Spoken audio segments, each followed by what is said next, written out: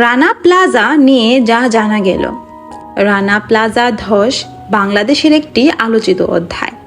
2013 সালে ঘটে সাভারের রানা প্লাজা ধসের ঘটনা।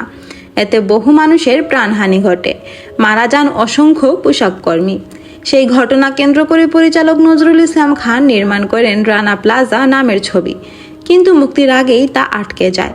তবে পরিচালক আবার আশায় বুক বেঁধেছেন ছবিটি মুক্তি দিতে। রানা প্লাজা ধস এর ঘটনায় 17 দিন পর সেই ধ্বংসস্তূপ থেকে উদ্ধার করা হয় রেশমা নামের এক নারীর দেহ।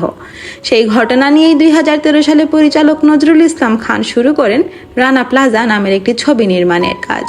ছবিটি নির্মাণের ঘোষণার পর দর্শকের প্রবল আগ্রহ তৈরি হতে থাকে, কিন্তু বিপত্তি বাধে সেন্সর বোর্ডে।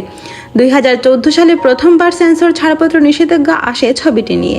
এতে নির্মাতা নজরুল রিট করেন হাইকোর্টে। পরে 2015 সালের 11 জুলাই ছাড়পত্র পেলেও আবার 24 আগস্ট মুক্তির ঠিক আগের দিন ছবিটির প্রদর্শনীতে নিষেধাজ্ঞা দেওয়া হয়।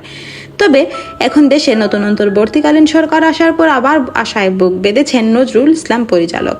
সম্প্রতি একটি গণমাধ্যমকে তিনি জানান, সিনেমাটি নিয়ে আগামী সপ্তাহে সব কাগজপত্র ঠিক করে আবার সেন্সরে জমা দেবেন সিনেমাটি।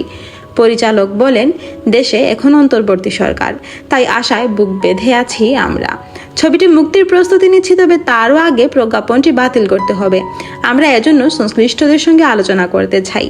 উল্লেখ্য, এই ছবিতে রেশমা চরিত্রে অভিনয় করেন Pori Moni.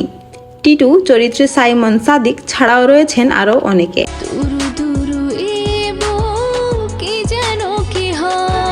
Thanks for watching. Please subscribe to my channel and follow for more.